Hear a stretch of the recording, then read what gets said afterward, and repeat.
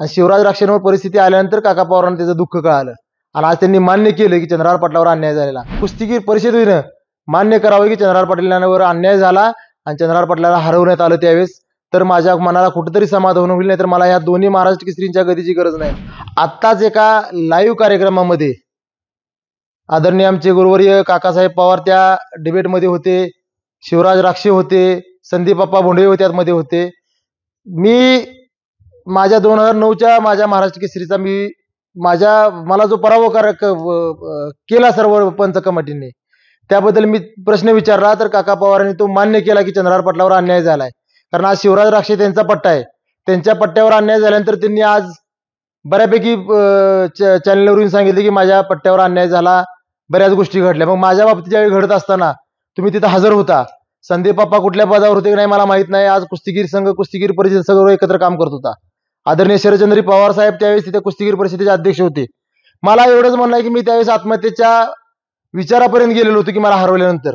आणि आजही मी कुठल्या महाराष्ट्र केसरीच्या स्पर्धेमध्ये किंवा जास्त करून कुस्ती मैदानामध्ये जात नाही. कारण माझ्या मनामध्ये ती एक भीती बसलेली आहे की मी आज महाराष्ट्र केसरी बघायला गेलो तरी माझा आज भीती माझ्या मनामध्ये तयार होते. एखाद्या पैलवानची एवढी मानसिकता का होती. आज तीच परिस्थिती शिवराज राक्षेवर आहे आणि शिवराज राक्षेंवर परिस्थिती आल्यानंतर काका पवारांना त्याचं दुःख कळालं आणि आज त्यांनी मान्य केलं की चंद्रहार पाटलावर अन्याय झालेला. तशाच पद्धतीने त्यावेळेच्या कुस्तीगीर परिषदेनं मान्य करावं की चंद्रहार पाटलांवर अन्याय झाला आणि चंद्रहार पाटलाला हरवण्यात आलं त्यावेळेस तर माझ्या मनाला कुठेतरी समाधान होईल. नाही तर मला या दोन्ही महाराष्ट्र केसरींच्या गतीची गरज नाही. मी जे केलंय आजपर्यंत जे प्रामाणिक केलंय, मातीची प्रामाणिक सेवा करून गुरूंवर निष्ठा ठेवून आजपर्यंत मी ह्या पदापर्यंत पोचलो होतो.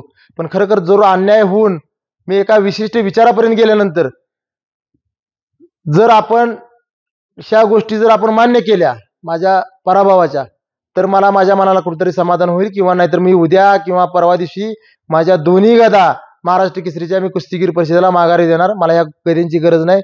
आयुष्यभर जोपर्यंत जिवंत आहे तोपर्यंत कुस्तीची सेवा करत राहणार. महाराष्ट्रातील सर्व बातम्यांचे विश्वासार्ह व्यासपीठ सकाळच्या सर्व सोशल मीडिया प्लॅटफॉर्मला लाईक, फॉलो आणि सबस्क्राईब करा.